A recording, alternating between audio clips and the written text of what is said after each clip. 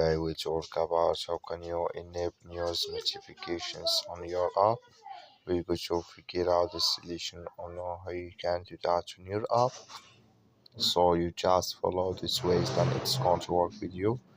All you have to do, you just go down, click on this sign down here. When you just click on it here, so then it's going to take you to this list. It's going to show for you like this here. So then you go down, just keep going down here. Then you click here on settings. When you just click here on settings, it's going to take you to next here. It's going to show for you like this. So then you click here on notifications here. When you just click on it, it's going to take you to this list. It's going to show for you like this.